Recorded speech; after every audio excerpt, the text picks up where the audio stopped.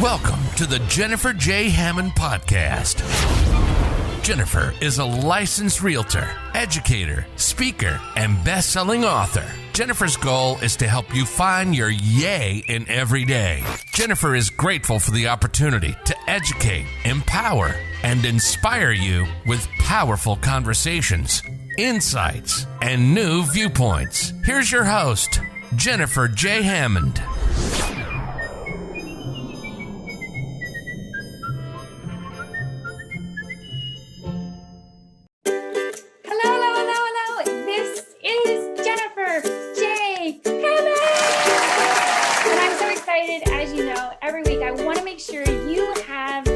You need to make good decisions in real estate. So today I am joined with someone who has been doing this for 16 years. She's a licensed real estate agent. She's with Keller Williams Realty Professionals, and she's over in the Virginia area. So we're in we call it the DMV, the Washington, D.C., Maryland, and Virginia area. And she's on the Virginia side where she specializes over there. So Pamela Lockley, welcome to the show. Thank you very much. It's such a pleasure to have you. So I know you are very much focused on this crazy real estate market we have now in the summer of 2021. And it's gotten to be really tough for buyers right now. So one thing I wanted to make sure we share is 3 tips for buyers who are trying to be successful buying out there when it's so competitive and there's multiple offers and they don't know what to do. So what kind of things would you share with them?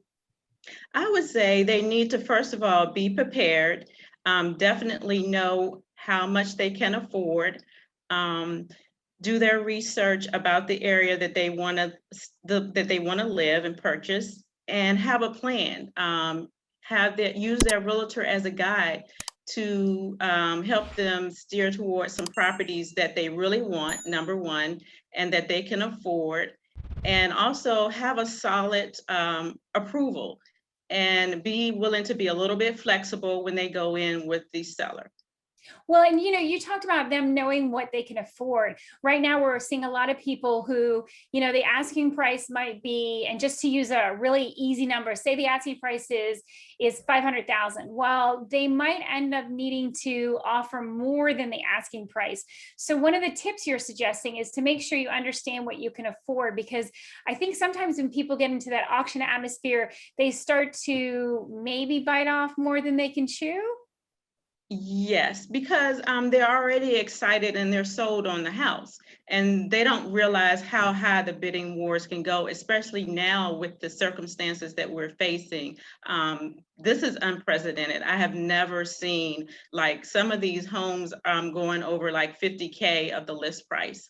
And so it's like, the seller can do it, but should they really, they? So, yeah. Yeah. I mean, and that's one of the things that, again, I think it probably is a very important part of the tips for buyers right now is, should you be going over that asking price? I think that's a beautiful way to gently put it of, try not to get caught up in winning, because I think so often, whether you're playing a game or you're buying real estate, you can get caught up in the game and the idea of winning versus, I've seen people who have buyer's remorse. And so it's important to really kind of think through, and I want to call it mental gymnastics, to kind of think through the best and the worst case scenario of bidding over that asking price. Would you agree? I do. I agree, because we all have a competitive nature. And so, it goes along with also them really getting sold out on that one property that they like. And because that property is so popular, they're not the only buyers going after it. So, yeah, I would agree. And then one of the other tips you said was really understanding the location. And I think that's something that sometimes people don't think about. One homework assignment I love to give people is to go and find where would be the closest grocery stores to that property, just so that you really understand it. Because I've also seen people not really fully understand a location and then are like, wow, either the traffic or how far it is to get to the grocery store, all of those things. So what kind of aspects of the location do you try to emphasize before a buyer makes an offer? Well, I want them to try what the traffic is like different times of the day that are important to them. Like if they're traveling early in the morning, rush hour traffic, and they're trying to get home same time, 5 o'clock, then they need to be concerned about those particular time periods. But if they are not having to make that commute, or they have off times where they're commuting, then that really doesn't matter for that time period. So most people now like telework a lot. So, maybe it is the local shopping center and entertainment that they need to. It just depends on what they have going on in their life. And so I know you have a book for buyers. So if somebody wanted to find out more about your book, how would they do that? They would email me at plockley@kw.com, and I would send them a free link where they can go ahead and download it. And also they could request a hard copy in addition to the digital copy. Beautiful. Well, we'll make sure we put that in the comments as well. And so one of the other things I know is that you would like to talk a little bit about buyers and new construction. It's a very different process when buyers go and buy new construction.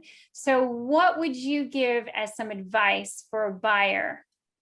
Well, it's easy for a buyer to walk into the sales center and to the model and see that on-site agent as their agent, because the agent is there to do their job for the seller, and they make it very comfortable for the buyers to come in. They're very welcoming.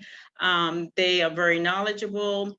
The home is so beautiful, and by the time they go through their presentation, they pretty much have them sold, but they're forgetting that, or they may not understand that on-site agent is not their agent. That agent represents the seller. So they need to go in, if they're going to look on their own, keep that in mind, that, eventually they should have an agent of their own come through and walk through the house with them and explain their benefits as a buyer. I think it's so important that you said that, because so often I've had clients, my own clients, who I just didn't want to bother you. I didn't want to bother you. And they're out running around on Sunday. And then they walk into some new construction and they're like, oh, I don't know what I signed, but I think I signed something and I'm not sure what I signed. And they don't realize that they no longer are able even to have me as their buyer's agent representing their best interests in certain situations. And so you have to understand the laws of your state. You have to understand that, crossing the threshold on how that's applied in each state, but also you need to understand that the person who's working there is not necessarily ever going to be a buyer's agent. And there's a very big difference between a buyer's agent and a seller's agent. So do you have any stories that you could share to help buyers understand the importance of having a buyer's agent? Well, I like explain everything. And I've had buyers come to me and not really understand the full process of everything. So I had a buyer that came to me and we worked together for a year because that buyer didn't realize that they could afford a home even. So we worked together and we worked on their credit. We worked on how they were going to afford this, in their budget. And it was just so daunting to them. So we broke it down into steps.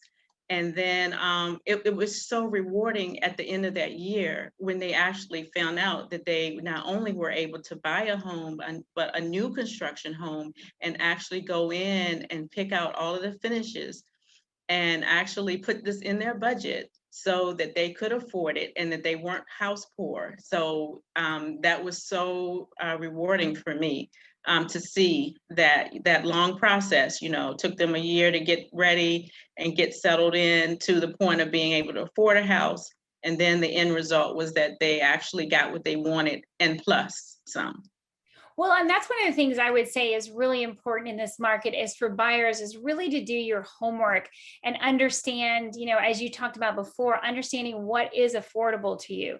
So kind of the best case and the worst case scenarios of that in case, there's a bidding war and there's a couple different people who are bidding on it, how much is affordable so that you are buying something that isn't going to make you, as we call, house poor. We don't want you to be house poor. We want you to have what makes a happy, healthy, and an affordable home as a buyer. And that's really understanding the numbers, whatever that may be. And the process could take, a couple months, could take a year. I've had a couple, unfortunately, it took more than a year. And it is something that you should just go step by step and remember to keep asking questions when you get confused, or if you don't understand something, ask for examples that will help you understand whatever concept it is. I think about so often we talk in our jargon. I remember the first time I ever did a radio show and I used the term arm. And I realized, oh dear, there's some people who really think of that as like an arm and a leg. And I was like, no, I mean ARM, it's an acronym, our adjustable rate mortgage. And then I just realized, wow, we really do talk in all of our acronyms. So it's so important to continue asking questions, right? Yes, definitely. Because there are some things, even plain language that are not acronyms, the general public, they're not going to understand what that is. But, someone is second nature to someone like you and I, because we can go through and look at that and we're flipping through and reading everything. We said, oh yeah, that makes sense. But then you have to really think to slow down and explain things step by step, because the buyer is not necessarily going to know that, even if it's their second or third home. Mm-hmm. Some of those things are not going to be clear to them.